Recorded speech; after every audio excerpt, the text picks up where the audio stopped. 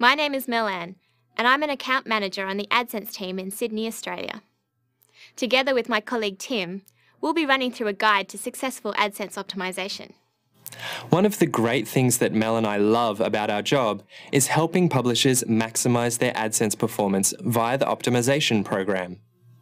The two aims of the program are to increase your AdSense revenue and improve your community's experience on your website. The optimization guide that follows is all about these two goals. Let's go through the steps for optimizing your web pages. These 5 steps will take you through a complete optimization and are a good starting point for you to improve your AdSense performance. As optimization specialists, Tim and I go through these steps when looking at all our publishers' accounts. Firstly, we analyze the content of a web page and determine how your users view the content. By using custom channels, we also find out which ad units are performing or underperforming by looking at the channel data available. Then we determine the optimal ad formats and placements of your ads, such as colour, positions, and size. We also make sure that you're getting the most out of having multiple ad units on a page. And by tracking and measuring the results from when you implemented, you'll be able to see whether your optimizations have made a difference to your AdSense performance. People read pages in different ways, and their interaction with ads will depend on a few factors. Ask yourself these questions. Firstly, what type of content do you have on your pages? Someone will interact with an article page differently from a forum, and differently again with a video site. Secondly, where is their attention likely to be focused? If you have your most interesting content at the top of the page, the best ad placements will be next to that content. You should place ads where your users are most likely to look and not hide them away at the corner of your page. Thirdly, ask yourself how you can integrate ads into this area without getting in the user's way. You want to protect your community's experience with your web page and not clutter it with ads. This heat map highlights the areas on a web page where ads perform well. Ads are ideally placed above the fold and close to your primary content. You should place ads where your users are most likely to look and not hide them away. At the end of the day, your knowledge of how your community interacts with your page will guide you on how to best apply these optimization techniques. When analyzing your pages, it's also important to think about how advertisers would like to appear on your site. A great way to potentially increase your earnings is by making your site more appealing to advertisers.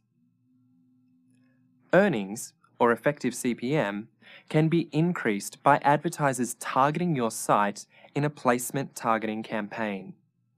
In a placement targeting campaign, an advertiser bids more than all of the ads in an ad unit to take up that entire unit with their ad. This is most often an image ad, but it could be video, flash, or a text ad. The top 3 ways of ensuring that your site is advertiser-friendly are to opt into showing text as well as image ads, to have well-designed and presented content, and to use larger ad units, such as the 300 by 250 medium rectangle. Custom channels allow you to categorize or group different ad units across your site for reporting purposes. They give you a better insight into how individual ad units are performing, so that you can make decisions about placement, color, and style, and maximize your users' engagement with the ads. You can manage your custom channels in the Channels section under the AdSense Setup tab. So, after analyzing your pages and determining where you'd like to place your ads, make sure you also create a channel for individual ad unit placements. You'll be able to compare performance between ad units. For example, by creating a custom channel to track all your leaderboard ad units, as well as your medium rectangle ad units, you'll be able to see which ad size performs better in terms of click-through rate or revenue. Tracking individual ad units metrics ensures that you have the best information possible for maximizing your AdSense performance.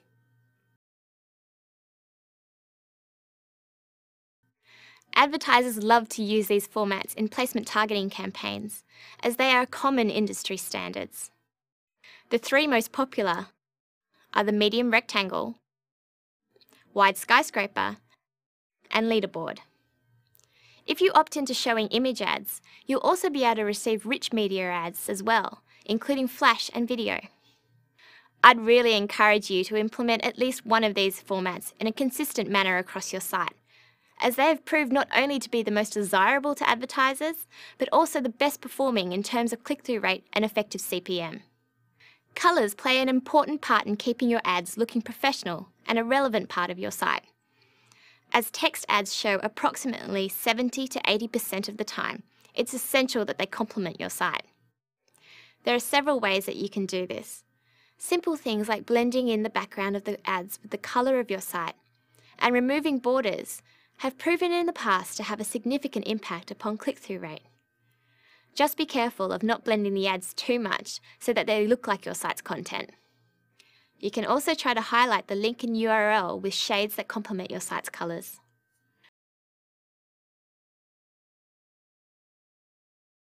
Remember that tricking your audience to click on ads does not work in the long run, and Google penalises publishers whose users are not interacting properly with the ads on a page. So let's summarise the key learnings from looking at ad design and placement. We found that doing an analysis of how your users view information and enjoy the content on your site is absolutely essential to how you choose to place your ads. It's important not to hide your Google ads, as users will actually find them useful if they can see them.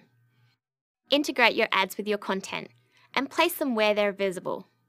You'll find that your click-through rate will actually improve. Choose colours for your ads so that they are easily distinguishable from content, but still look like they belong on your site.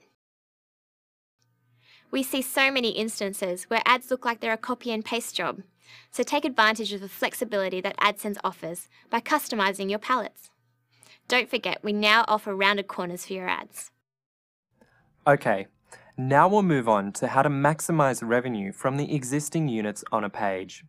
Of course, the AdSense team is very wary of advising you to plaster your pages with ads, so to maximise the yield from multiple units, we recommend finding out which unit is performing best on your page. You can do this by setting up custom channels to determine which format is outperforming the rest in terms of having the highest click-through rate and eCPM. The first ad unit on a page always shows the highest paying ads. The ones that win the ad auction, these pay you the most per click. The first unit on the page is defined as the first instance of the ad code within your HTML. Place that ad unit first in your HTML so it will receive the highest paying ads. This will maximize the yield you receive from multiple units on a page. So for example, if you have a leaderboard at the top of your page, but a medium rectangle that's placed halfway down is outperforming it, then the higher paying ads are better off being placed in that medium rectangle, where your users click more. If you're comfortable with HTML and JavaScript, you're probably able to figure out a way to place the medium rectangle first in your HTML. However, a good result can also be gained by removing the leaderboard from the top and placing it somewhere else on the page, so the medium rectangle appears first in your page's source code. Let's go over the best ways of tracking and measuring your optimization results. As I mentioned previously, using custom channels is a great way to track AdSense performance at an individual ad unit level. This next section will detail the method to draw out these insights. I'm sure everyone is familiar with the Reports tab within your account. To generate a report on your custom channels, click on the Advanced Reports sub-tab.